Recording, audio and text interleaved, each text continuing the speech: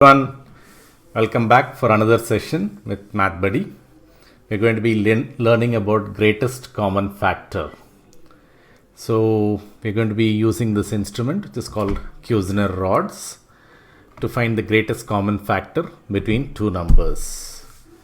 So again, what do we mean by factors? Factors, as we have seen in a prior activity, factors are building blocks. So we can find out, let's say if this is a rod of length 10. So length 10 of Kushner rod. So if you count this, there will be 10 divisions, right?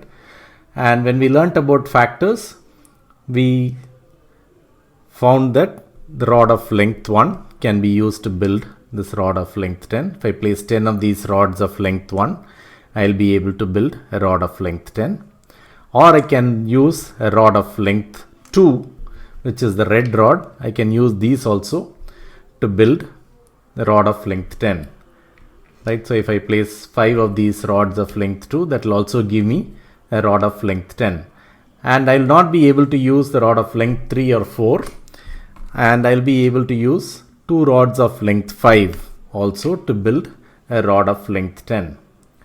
Now when we talk about greatest common factor, common factor means we need to have two numbers, right? We are basically finding something which is common between the two numbers.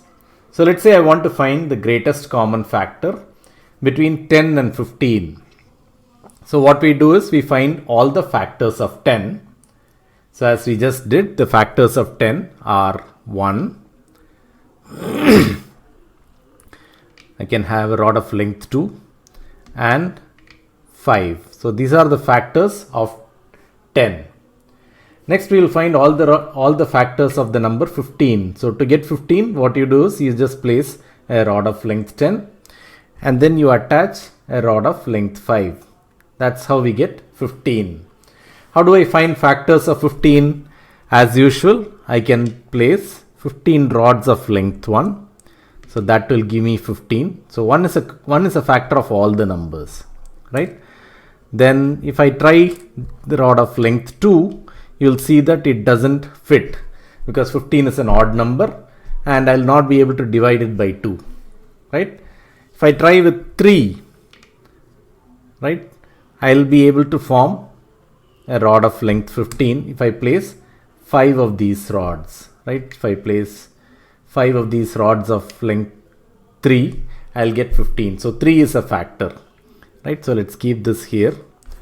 So we'll keep all the rods of length, all the factors of 15 here. So there was rod of length 1, so rod of length 3.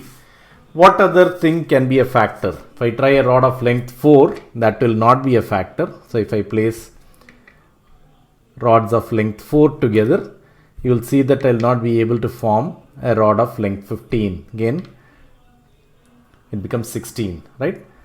Can we try the rod of length 5? Yes, absolutely, I can, right? So if I place 3 of these rods, right, again, I'll be able to form a rod of length 15. So 5 is also a factor. So let's keep this back here, right? What other thing is there? 6 cannot be a factor, 7 cannot be a factor, 8 cannot be a factor. These are the only 3 factors of the rod of the number 15.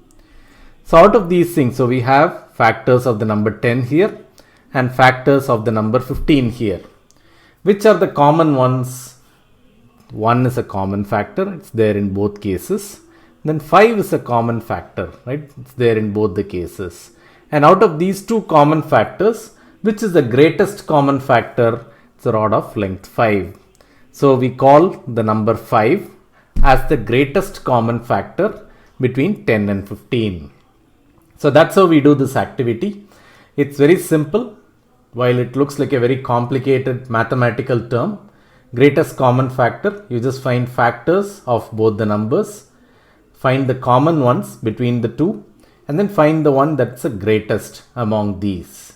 So I hope you enjoyed this activity, and there are lots of questions in the workbook. So go ahead and try to model greatest common factor the same way. Thank you.